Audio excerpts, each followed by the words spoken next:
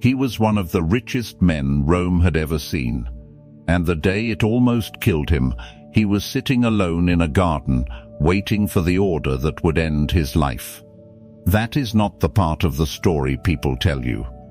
They tell you Seneca was a philosopher, a man who wrote about simplicity, about letting go of material things, about the poison hidden inside wealth. What they don't tell you is that this same man owned an amount of gold that would make a modern billionaire blink, somewhere between 300 and 400 million sesterces, land across 3 continents, loans out to half the Roman Senate. He preached detachment from money while sitting on one of the largest personal fortunes in the ancient world. And that contradiction is exactly why you need to hear this story. Because if you are building something right now, chasing revenue, chasing scale, lying awake, calculating what you still owe and what you still need, you have probably felt that same tension. You want the wealth. You also sense that wanting it too much might be the thing that ruins you. Seneca lived inside that exact tension for his entire life, and what he figured out about it is still the sharpest lesson on money and power that Stoic philosophy ever produced. This is how Seneca built wealth using Stoic philosophy, and why the lessons he learned nearly 2,000 years ago are still the difference between founders who last and founders who burn out chasing a number. Let's go back to the beginning, because you need to understand where this man came from before you understand why his relationship with money became so strange. Seneca was born in Cordoba, in what is now Spain, into a wealthy but not extraordinary family. His father was a rhetorician, a man obsessed with the art of persuasion. And young Seneca was sent to Rome as a boy to study philosophy under the Stoics.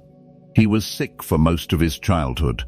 Some accounts say he battled a lung condition so severe that he considered ending his own life just to escape the suffering. It was his father who talked him out of it. That detail matters. The man who would later write some of history's most powerful words on facing death without fear started his life terrified of his own body failing him. He recovered. He rose. And by his 30s, Seneca had built a reputation as one of the most gifted speakers in Rome. That reputation nearly got him killed the first time. The Emperor Caligula grew so jealous of Seneca's speaking ability that he reportedly ordered his execution, and Seneca was only spared because someone convinced Caligula that Seneca was already dying from illness anyway, so why bother? Remember that moment. A man saved from death because he looked too weak to be worth killing. Keep that in your mind, because it will matter again later in this story, when the emperor changes and the sentence does not. After Caligula, things did not get easier. Seneca was accused, likely falsely, of an affair with the Emperor Claudius's niece. He was exiled to the island of Corsica for 8 years. 8 years, cut off from Rome, from status, from the career he had built, from any guarantee that he would ever be allowed back. This is where most men break. This is where most ambition dies quietly, alone, on an island, waiting for a letter that might never come. Seneca did not break. He wrote. He studied Stoic philosophy with an intensity that most people only reach when they have lost everything and have nothing left to distract them. He wrote to his own mother, comforting her, when it should have been the other way around. He turned exile into training. And that training is exactly what built the man who would later walk back into Rome and become the most powerful advisor in the empire. Because that is what happened next. Empress Agrippina, mother of the young Nero, recalled Seneca from exile and made him tutor to her son, the future emperor of Rome. Think about the scale of that reversal. A man exiled as a criminal, brought back to shape the mind of the most powerful teenager on earth. And when Nero took the throne, Seneca did not step back into the shadows. He stepped into power, real power. He became Nero's closest advisor, and for close to a decade, Seneca effectively helped run the Roman Empire from behind the throne. This is where the wealth started pouring in. Gifts from the emperor, land, loans that generated staggering interest, influence that opened every door in Rome. The philosopher who once wrote that a wise man should be content with a wooden cup was now one of the richest private citizens the empire had ever seen. And here is where you need to stop and ask yourself the question that this entire story is built around. Was Seneca a hypocrite? Or did he understand something about money that almost nobody else in Rome and almost nobody building a business today has ever fully understood? Because what Seneca did with that fortune, and what he wrote about it while he still had it, is not what you think. It is not a story about guilt. It is a story about control. And the way he handled the wealth in his hands is the exact blueprint that separates founders who get consumed by success from founders who use it and stay free. We are just getting started. In the next part, you will see exactly how Seneca justified holding a fortune while teaching detachment. The private letter where he admitted the danger of his own riches, and the brutal turn his story took when the same power that made him rich turned against him. So let's answer the question. Was Seneca a hypocrite, sitting on hundreds of millions while lecturing everyone else about the poison of gold? No. And understanding why is where this story actually starts to matter for you. Seneca wrote a letter, one of his most famous, where he laid out the real Stoic position on money. He said the wise man does not love wealth, but if wealth is offered, he does not refuse it either. He said money should occupy a room in your house, not a room in your heart. Read that again, because it is probably the single most useful sentence a Stoic ever wrote about business. Money is allowed to live in your house. It is not allowed to live in your chest.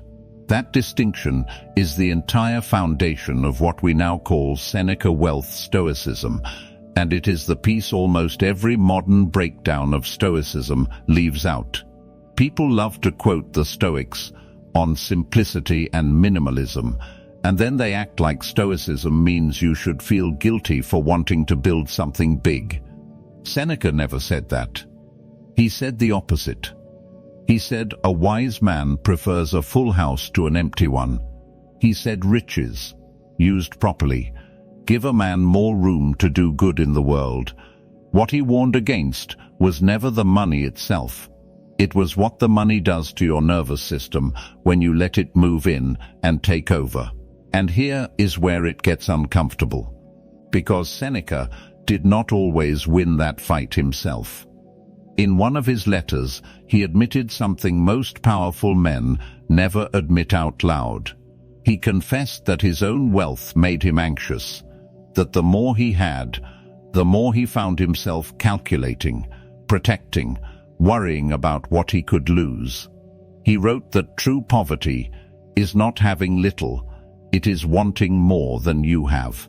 And by his own definition, there were seasons where Seneca, despite his fortune, was not free. He was owned by the fear of losing what he had built. Sit with that for a second, because if you are running a company right now, you already know this feeling. The first sale felt like freedom. The first big client felt like validation. And then somewhere along the way, without you noticing exactly when it happened, the thing you built to give you freedom started running your nervous system instead. You check the numbers before you get out of bed. You feel a client's silence in your chest before your brain even processes what it means. That is not ambition anymore. That is what Seneca was describing 2,000 years before spreadsheets existed. He knew it was happening to him. He wrote about it with brutal honesty. And that honesty is exactly why his work has survived, while 100 other Roman senators, richer and more powerful in their own time, have been completely forgotten. Nobody remembers a man for the size of his fortune. History remembers the ones who told the truth about what that fortune cost them. Now here is the part of the story where everything turns. Seneca spent close to a decade as Nero's closest advisor, and for years that position kept the empire relatively stable and kept Seneca relatively safe. But Nero was changing. The young man Seneca had tutored, the boy he had shaped and guided, and, by most accounts, genuinely tried to steer toward wisdom, was becoming someone else entirely. Paranoid, erratic, increasingly convinced that the people closest to him were the people most likely to betray him. Seneca saw it happening. He tried to withdraw. He offered to give back the fortune Nero had given him, the villas, the land, the money, everything, in exchange for being allowed to step away from public life and live quietly. Think about that offer for a moment, because it tells you everything about where Seneca had actually landed in his own philosophy by the end. He was not attached to the wealth anymore. He was ready to hand it back for the one thing money can never buy, which is peace. Nero refused the offer. He needed Seneca close, at least for a while longer, because a man that respected walking away from the emperor's inner circle would have sent a message Nero could not afford. So Seneca stayed, half-retired, watching the empire he once helped steady begin to spin out of control under a ruler who trusted no one. And then, in the year 65, everything collapsed at once. A conspiracy was uncovered, a plot to assassinate Nero and place someone else on the throne. Seneca's name came up. Whether he was actually involved is still debated by historians to this day. Some believe he had no real part in it. Others believe he at least knew. What is not debated is what happened next. Nero sent soldiers to Seneca's villa, not with an army, not with a trial, just an order. And in that moment, everything Seneca had spent his entire life writing about, wealth, fear, control, the difference between what you own and who you are, stopped being philosophy on a page. It became the only thing standing between him and the end of his life. What Seneca did in the final hours after that order arrived is the part of this story almost nobody tells correctly. It is also the part that answers, once and for all, whether his philosophy on wealth and freedom was real, or whether it was just something a rich man said to feel better about his money. When the soldiers arrived at his villa, Seneca did not run. He did not beg. He did not try to buy his way out, even though he had spent a lifetime accumulating exactly the kind of fortune that might have tempted a lesser man to try. He asked for his will. The soldiers refused, told him there was no time. And in that refusal, Seneca understood something instantly. Everything he owned, the land, the gold, the villas scattered across the empire, none of it was going anywhere with him, and none of it could save him now. He turned to the friends gathered around him, and according to the historian Tacitus, he told them not to grieve. He reminded them of everything he had taught for years, that a good life is not measured in length, and that how a man dies says more about him than how he lived. Then he asked his wife Paulina to be strong, and when she insisted on dying with him rather than living on alone, he did not stop her. They opened their veins together. Seneca's body, weakened by decades of illness and age, bled slowly, too slowly. He asked for poison. That failed too. In the end, he was carried into a hot bath where the warm water was meant to speed the bleeding. and he suffocated on the steam before he finally died. It was not clean. It was not the peaceful philosopher's exit that gets painted in later portraits. It was slow, physically brutal, and it happened because a young emperor he had once tutored and trusted decided his life was worth less than a rumor. And here is the detail that matters most for you, sitting where you are right now, building whatever it is you're building. In his final hours, surrounded by everything his money could have bought, Seneca did not talk about his fortune. He did not mourn the villas he was leaving behind or the loans still owed to him across the empire. He talked about how to face the end without fear. He talked about his friends, his wife, and the ideas he wanted to leave behind. The wealth had already stopped mattering to him long before the soldiers ever knocked. That is the real ending to the story of Seneca wealth Stoicism, and it is the reason this story has survived for 2,000 years instead of fading into the same historical dust as every other rich Roman senator nobody remembers. So what do you actually take from this? If you're the one building a company right now, chasing revenue, trying to figure out how much is enough and when you'll finally feel like you've made it, the first lesson is the one Seneca wrote himself. Let money live in your house, not in your heart. Build it. Grow it. Take the wins. There is nothing noble about staying small on purpose or refusing success because you're afraid of what it might do to you.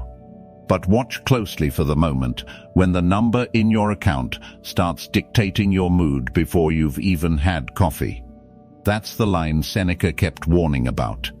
Wealth is a tool sitting in your hands. The danger starts the second it climbs up your arm and into your chest. The second lesson is harder to hear. Seneca admitted, in his own writing, that he struggled with this his entire life. Knowing the right philosophy does not automatically protect you from the wrong feelings. He wrote brilliantly about detachment, and still felt his own anxiety tighten around his fortune more than once. If you feel that same tightness right now, checking your revenue before you've said good morning to anyone, that does not mean you've failed at this.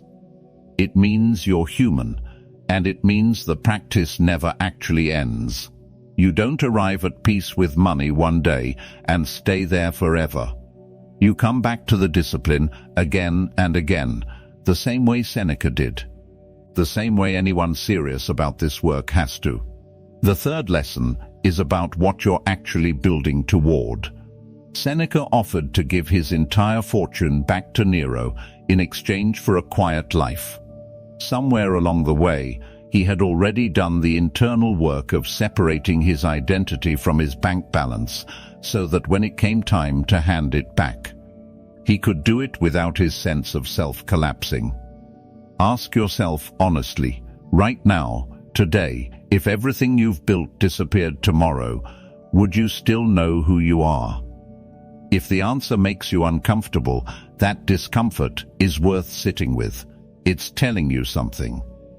And the final lesson is the one that outlived the man himself. Seneca is remembered today not for the size of his fortune, which barely gets mentioned outside of academic footnotes, but for the honesty of what he wrote about facing fear, facing loss, and facing the end without flinching. 2,000 years from now, nobody is going to remember your quarterly revenue. What they'll remember, if anyone remembers you at all, is how you carried yourself while you were building it. Whether you stayed grounded, whether you stayed decent to the people around you, whether the money changed who you were, or whether you stayed the same person with more resources in your hands. Build the wealth. Seneca never told you not to. Just don't let it walk into rooms of your life it was never meant to enter. If this story gave you something to think about today, stick around. This channel exists for exactly this. Digging through the lives of men like Seneca and pulling out the parts that actually apply to the fight you're in right now. Building something from nothing. Subscribe to Stoic Founder if you want more of these. Share it with someone building alongside you who needs to hear it. And I'll see you in the next one.